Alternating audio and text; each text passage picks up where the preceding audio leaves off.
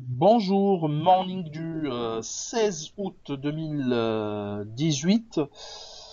Donc un marché finalement dans le rouge et qui a perdu 0,21% lors de la séance de mercredi, réduisant ses gains annuels à moins de 33% à 32,95% plus précisément. Donc les gains restent importants euh, pour ce qui est de la performance depuis le 1er janvier 2018,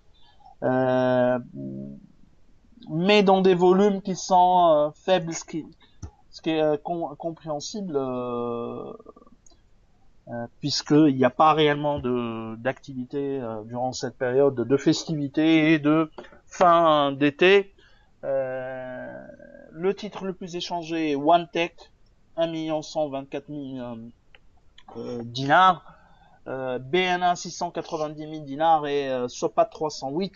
Pour ce qui est des variations, la plus importante hausse est enregistrée par Star, 2,73%, Tunisie Leasing 2,63%, SIL 2,61%. Pour ce qui est des plus importantes baisses de la journée, OneTech perd 2,98%, Spedit 2,82%, Tawassul 2,50% de repli accusé et Exabyte qui recule de 2,25%. Alors, pas d'actualité pour les émetteurs, mais il y a de l'actualité macro. On vous en a déjà parlé hier du fait qu'il y aura la publication des chiffres de macroéconomique, la croissance et le taux de chômage en Tunisie.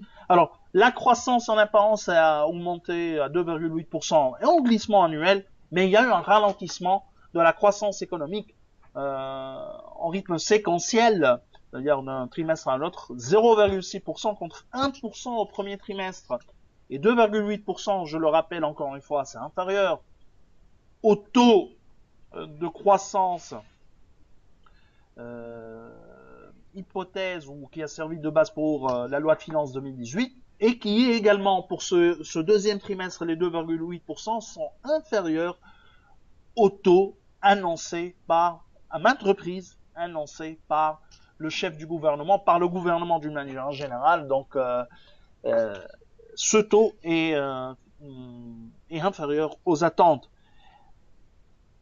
Si on regarde un peu si on a une vision sectorielle par rapport à la croissance, l'activité agricole continue de tirer et de booster la croissance du pays. 9% de croissance pour l'activité agricole, 11,9% au premier trimestre. Reprise des industries non manufacturières, moins 1,3% contre moins 5,3% l'année dernière, le premier trimestre.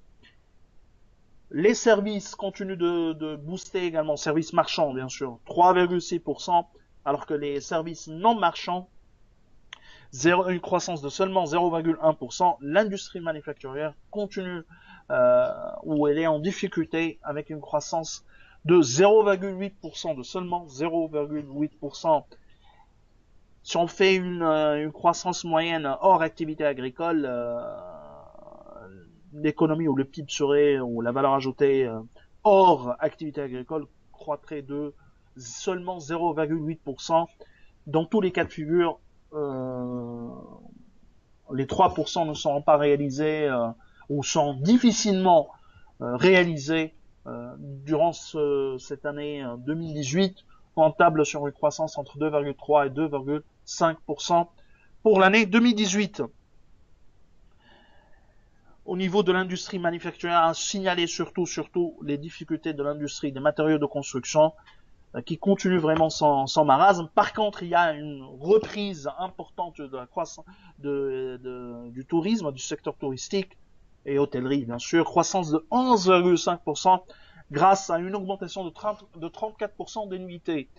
Alors, il y a également les chiffres de l'économie, ce qui est, et on le dit encore une fois, et on le répète encore une fois, c'est que cette croissance de 2,8% est insuffisante, ou s'avère insuffisante pour réduire le taux de chômage qui reste stable autour de 15,4%, qui est un niveau extrêmement élevé. Pour vous dire, l'Égypte, hier, a annoncé le taux de chômage deuxième trimestre, il est inférieur ou au-dessous de la barre de 10%. Pareil pour le Maroc, il est inférieur à 10%.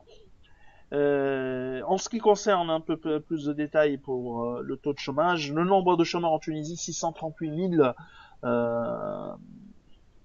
personnes. Donc les emplois créés durant ce T2 se limitent à seulement 3,6 000 postes d'emploi. C'est très peu pour une économie qui croît à 2,8% ou qui a fait une croissance de 0,6% en rythme séquenciel, c'est-à-dire durant ce deuxième trimestre. Le secteur de services est le premier employeur avec 1 800 000 employés ou occupés. L'industrie manufacturière, 646 000. L'agriculture, 506 employés. Le taux de chômage des diplômés, il a légèrement reculé à 29,2%, dont 38,6% pour les femmes, ce qui est un niveau très très élevé. Autrement dit, au sein des femmes diplômées, 4 femmes sur 10 sont au chômage. Ce qui est un chiffre vraiment décevant. Alors, pour ce qui est du marché, j'en reviens juste, il y a également la publication du prospectus d'introduction aux bourses de Tunisie Valeurs.